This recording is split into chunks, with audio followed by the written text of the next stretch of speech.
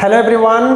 तो आज हम लोग रियल नंबर का एक्सरसाइज 1.2 करने जा रहे हैं और इसका जो पहला क्वेश्चन है वो पिछले 10 साल से सेम क्वेश्चन आ रहा है, सिर्फ नंबर चेंज करके।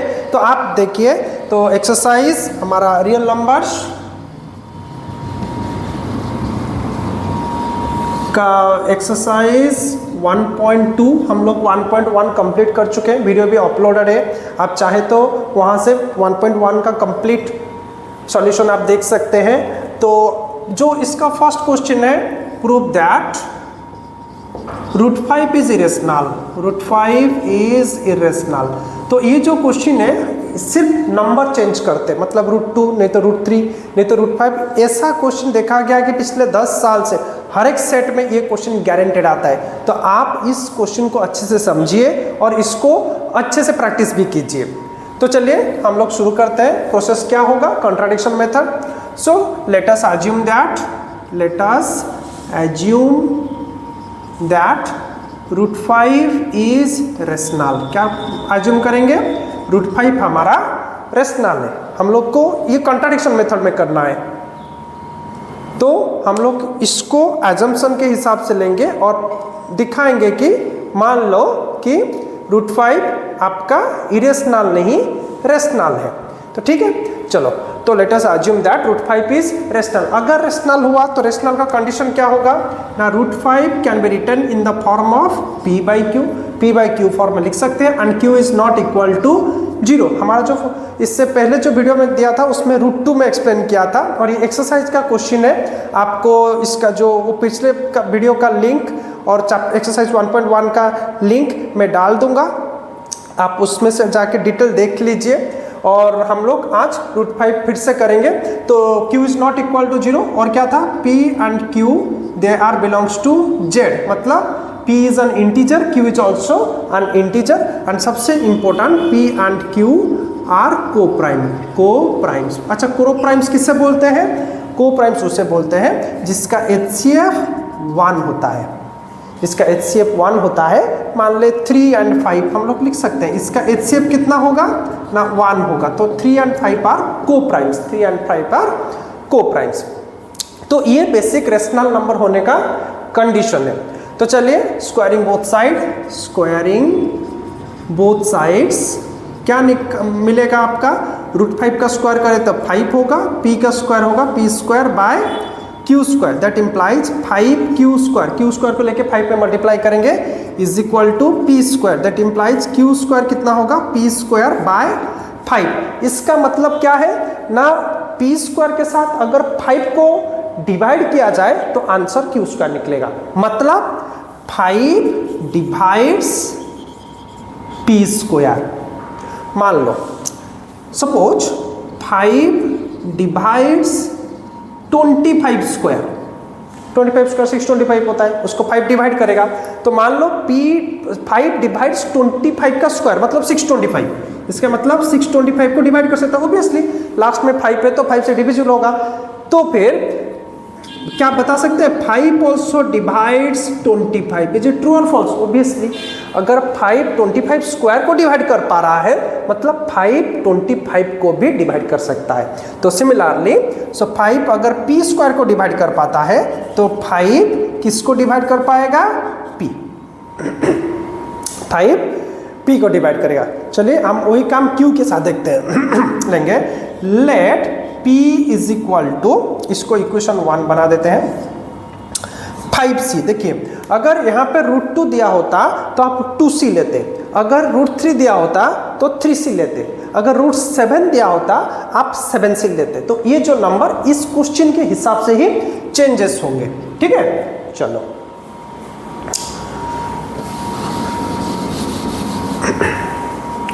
तो अभी इसको इक्वेशन 2 लेते हैं। इक्वेशन 2 को लेके फर्स्ट में डालते हैं substituting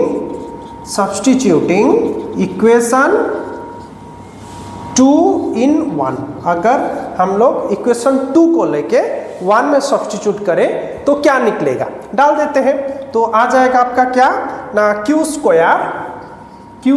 is equal to p²/p। p का वैल्यू कितना? 5c। तो 5c² डिवाइडेड बाय 5, तो क्या होगा? Q square is equal to 25c square by 5 से कैंसिल हो जाएगा, तो q square is equal to 5c square, that implies q square by 5 is equal to c square. देखिए यहाँ पे भी वही, अगर क्यू स्क्वायर के साथ अगर मैं 5 को डिवाइड कर दूं तो आंसर कितना निकलेगा, c स्क्वायर, मतलब 5 डिवाइड्स क्यू स्क्वायर, मतलब 5 डिवाइड्स क्यू स्क्वायर। इसका सिमिलरली जैसे 5 डिवाइड्स पी स्क्वायर हुआ था और 5 डिवाइड्स पी हुआ, सिमिलरली अगर 5 डिवाइड्स क्यू स्क्वायर हुआ तो 5 डिवाइड्स क्यू भी होगा, 5 डिवाइड्स क्यू भी होगा। तो आप यहाँ पे देख सकते हैं हम लोग का कंडीशन क्या है, रेशनल नंबर का डेफिनेशन में क्या कंडीशन था ना, P एंड Q आर को प्राइम, मतलब उनका HCF सिर्फ और सिर्फ 1 होगा। लेकिन आप देख सकते हैं यहाँ पर P को 5 डिवाइड कर रहा है, Q को भी 5 डिवाइड कर रहा है, मतलब P and Q have at least कम से कम 5 आज कॉमन फैक्टर, 5 आज कॉमन फैक्टर, जबकि बोल रहा है कि कॉमन फैक्टर 1 होना चाहिए। हमारे सॉल्यूशन में कॉमन फैक्टर 5 आ रहा है, मतलब कंट्राडिक्शन होता है। This leads to contradiction to the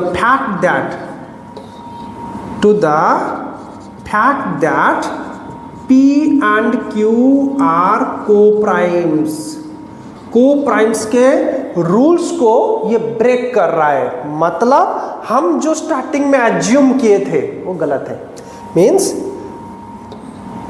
so our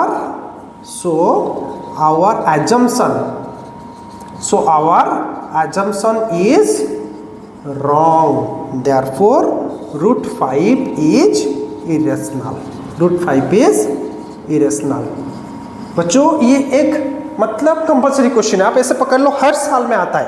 कोई भी आपके चाहे पीरियडिक स्कूल का पीरियडिक टेस्ट हो या फिर बोर्ड टेस्ट हो, ये क्वेश्चन, ऐसा क्वेश्चन गारंटेड है। आप इसको अच्छे से 2-3 बार अच्छे से प्रैक्टिस कर लीजिए और इसको डिफरेंट नंबर के साथ प्रैक्टिस कीजिए, √2, √3, √5, √7, √11, √31, डिफरेंट नंबर के साथ आप इसको प्रैक्टिस कीजिए और कोशिश कीजिए कि स्टेटमेंट जो भी है उसको वैसे ही रहने दीजिए और लास्ट में प्रूफ लिखना भी ना भूलिए।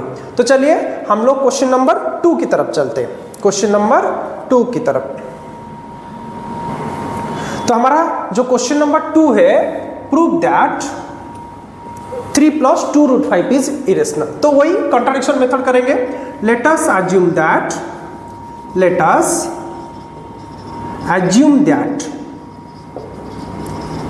3 + 2 √5 इज रेशनल। हम लोग क्या अज्यूम करेंगे, 3 + 2 √5 रेशनल है, तो रेशनल होगा तो obviously 3 + 2 √5 is equal to P/Q। सारे कंडीशन हमेशा लिखना, सिर्फ मतलब P/Q लिख के मत छोड़ना। So Q is not equal to 0, P and Q are co-primes and P and Q they belongs to Z, मतलब इंटीजर्स, माने ये लोग हमारा P भी एक इंटीजर है, Q भी एक इंटीजर है, लेकिन Q 0 नहीं होगा, डिनोमिनेटर आपका 0 नहीं होगा। तो देखते हैं, अगर 3 + 2 √5 इज इक्वल टू, तो 2 √5 कितना होगा, P/Q -3 शिफ्टिंग हुआ, सो 2 √5 कितना होगा, एलसीएम Q हुआ, P -3Q हुआ एलसीएम लेके। तो अगर √2 को वो साइड ले लें तो √5 is equal to P -3Q/2Q। अच्छा देखिए, हम लोग क्या लिए थे, स्टार्टिंग में लिए थे, ये एक रेशनल नंबर है, मतलब P/Q रेशनल है, मतलब P/Q रेशनल है। अगर हम इसके बाद जो भी शिफ्टिंग कर लेंगे तो ये पूरा टर्म क्या रेशनल ही रहेगा, मतलब RHS आपका राइट हैंड साइड, ये RHS क्या है हमारा, जो कि P -3Q/2Q is rational obviously, क्योंकि हम लोग P/Q रेशनल लिए थे, तो शिफ्टिंग करते करते जो आंसर निकलेगा वो भी रेशनल होगा। अच्छा, बीच में इक्वल टू है, अगर RHS आपका रेशनल हुआ, जो इक्वल टू साइन का मतलब क्या है, अगर RHS आपका रेशनल हुआ, LHS भी रेशनल होगा, दैट इम्प्लाइज LHS क्या होगा, √5 इज रेशनल। हमारा जो भी स्टेटमेंट है उसी के हिसाब से लिख रहे हैं, लेकिन क्या √5 रेशनल है, नहीं, मतलब यहाँ पे कंट्राडिक्शन आता है। This leads to the contradiction to the fact that कौन सा फैक्ट को कंट्राडिक्ट कर रहा है ना, रूट 5 इज इरेशनल को कंट्राडिक्ट कर रहा है। Root 5 is irrational, root 5 is irrational statement को ये स्टेटमेंट कंट्राडिक्ट कर रहा है, मतलब हम जो अज्यूम किए थे स्टार्टिंग में वो गलत है। So our assumption is wrong, hence 3 plus 2 root 5 is irrational। ठीक है, तो ये भी इस तरह का भी क्वेश्चन आता है कभी कभी 2 मार्क्स आपके एग्जाम में, पीरियडिक एग्जाम में भी तो आता है, और आपका एनुअल में भी कभी कभी इस तरह का क्वेश्चन आ जाता है। तो आप इस क्वेश्चन को भी अच्छे से प्रैक्टिस कीजिए। और हाँ, हमारा चैनल आपको अच्छा लगा तो हमको लाइक, शेयर एंड सब्सक्राइब कीजिए, और हमको कमेंट सेक्शन में ये भी बताइए कि आपको अगला वीडियो कौन सी पर्टिकुलर चीज़ या कौन सा कंसेप्ट के ऊपर चाहिए, वो भी हम लोग आपके लिए बना देंगे। तो चलिए अब हम लोग क्वेश्चन नंबर 3 की तरफ बढ़ते हैं। तो क्वेश्चन नंबर 3 हम लोग प्रूव द फॉलोइंग, इसमें 3 बीट है, हम लोग फर्स्ट बीट अभी कर रहे हैं। Prove that 1/√2 is irrational. तो प्रूव करेंगे, क्या होगा, let us assume that similarly contradiction method 1/√2 is rational. हम लोग क्या प्रूव कर लेंगे, एज्यूम करेंगे ना, मान लो कि 1/√2 इज रेशनल। तो क्या होगा, कंडीशन लिखेंगे 1/√2 is equal to p/q, where q is not equal to 0, p and q they are integers and p and q are co-primes। आपको हमेशा कंडीशन पूरा लिखना है, क्योंकि बोर्ड एग्जाम में स्टेप मार्किंग है, कहीं से भी मार्क लूज हो सकता है, इसलिए आप हमेशा कोशिश कीजिए कि पूरा स्टेप अच्छे से लिखें, शॉर्टकट करके मत लिखिए इसको। अच्छा, आप यहाँ देख सकते हैं कि ये 1/√2, हम इससे पहले हम लोग रूट 5 किए थे या फिर रूट 2 किए थे उसका पिछले वाले वीडियो में। तो आप ये 1/√2 आप वो नॉर्मल रूट 2 या नॉर्मल रूट 5 की तरह प्रूफ नहीं होगा, जस्ट हम इसका रेसिप्रोकल कर देंगे। 1/√2 का रेसिप्रोकल अगर रूट 2 हुआ, p/q का रेसिप्रोकल q/p होगा। अच्छा, इसके नेक्स्ट स्टेप में हमको रूट 2 इज इरेशनल वाला प्रूफ नहीं करना है, क्योंकि हम यहाँ पे खत्म हो जाता है, हमारा लेफ्ट साइड में सिर्फ रूट नंबर रह गया और हम ये नंबर चेंज कर दिए, हम रेसिप्रोकल कर दिए। सो यहाँ पे क्या करेंगे ना, RHS हमारा q/p इज रेशनल। क्यों रेशनल ना, अगर p/q रेशनल है, अगर p/q हम 4/6 लिए होंगे तो q/p 6/4 हो जाएगा। 4/6 अगर रेशनल है तो 6/4 भी रेशनल होगा। तो RHS हमारा रेशनल है, दैट इम्प्लाइज आपका LHS क्या, रूट 2 इज रेशनल। देखो यहाँ पे कंट्राडिक्शन आ गया, रूट 2 रेशनल नहीं होगा। So this contradict the fact that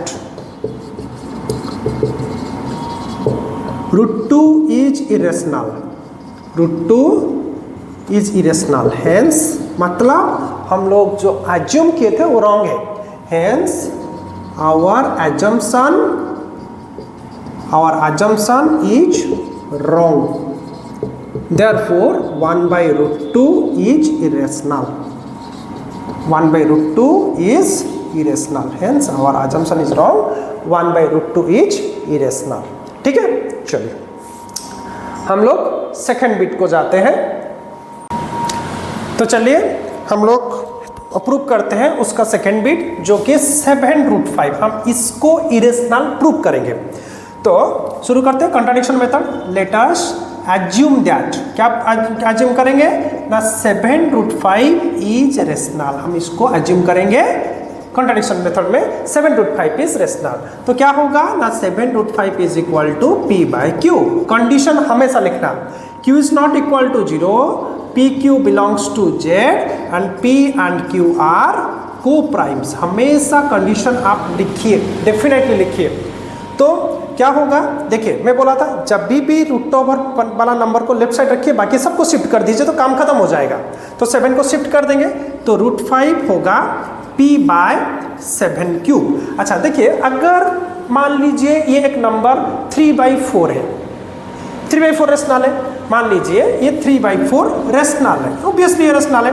अगर कोई 7 नंबर आके डिनोमिनेटर के साथ मल्टीप्लाई हो जाए, मतलब 3 = 7 × 4 = 3/28, तो ये भी रेशनल होगा, ये भी ऑब्वियसली रेशनल होगा। इसीलिए तो RHS आपका RHS p/7³ is rational.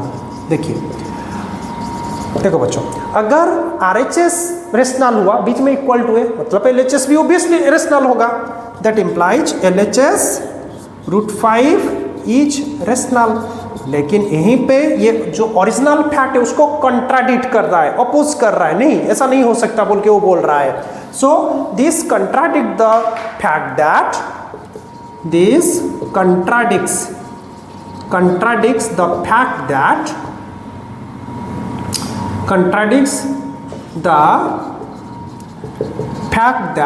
√5 is irrational. ये √5 इज इरेशनल फैक्ट को कंट्राडिक्ट कर रहा है ये लास्ट स्टेटमेंट। मतलब हम जो अज्यूम किए थे गलत है, hence our assumption is wrong, therefore 7√5 is irrational proved। ठीक है, तो चलिए हम लोग थर्ड बिट को चलते हैं। हमारा थर्ड बिट, तो क्वेश्चन नंबर 3 का थर्ड बिट क्या है, 6 + √2, इसको हम इरेशनल प्रूव करेंगे। तो process same, contradiction method. Let us assume that 6 + √2 is rational. अगर रेशनल हुआ 6 + √2 को क्या लिखेंगे, p/q, where q is not equal to 0 and pq belongs to integers and p and q are co-primes, condition हमेशा लिखना। ठीक है, तो बोला था √2 वाला नंबर को लेफ्ट साइड इंडिविजुअल कर दो, बाकी शिफ्टिंग कर दो, काम हो जाएगा। तो 6 को शिफ्ट कर देंगे, तो √2 होगा p/q - 6, दैट इंप्लाइज √2 होगा LCM q p - 6q, काम खत्म। तो क्योंकि ये रेशनल है, तो शिफ्टिंग के बाद जो भी आंसर निकलेगा RHS भी रेशनल होगा। देयरफॉर RHS क्या होगा, p - 6q/q इज रेशनल। अगर RHS रेशनल हुआ, क्योंकि बीच में इक्वल टू साइन है, तो LHS भी बाउंड है रेशनल होने के लिए, तो LHS √2 इज रेशनल। लेकिन यही हमारा जो ओरिजिनल फैक्ट है उसको कंट्राडिक्ट कर रहा है, गलत साबित कर रहा है। दिस contradicts the fact that √2 is irrational. वो फैक्ट को कंट्राडिक्ट कर रहा है। Hence our assumption is wrong, इसीलिए हमारा assumption गलत है। देयरफॉर आपका 6 + √2 इज इरेशनल। 6 + √2 is irrational. ठीक है, बहुत ही इंपॉर्टेंट एक्सरसाइज है, और इसमें से आपको गारंटेड, चाहे पीरियडिक हो या फिर आपका एनुअल हो, बोर्ड हो, जो भी एग्जाम हो, आपको गारंटेड एक क्वेश्चन मिलेगा। तो आप इस एक्सरसाइज को अच्छे से सेम नंबर के साथ और दूसरे नंबर के साथ भी आप प्रैक्टिस कीजिए। तो इसका जो एक्स्ट्रा क्वेश्चंस जो थे, जैसे कि √2 + √3 इज रेशनल, इस तरह का कुछ क्वेश्चन, बहुत ही इंपॉर्टेंट क्वेश्चन है, वो मैंने प्रीवियस वीडियो में कवर किया है। मैं लिंक डिस्क्रिप्शन में दे रहा हूँ, आप वहाँ से जाके वो वीडियो को भी डेफिनेटली देखिए। तो बच्चों, मिलते हैं अगले वीडियो में, धन्यवाद।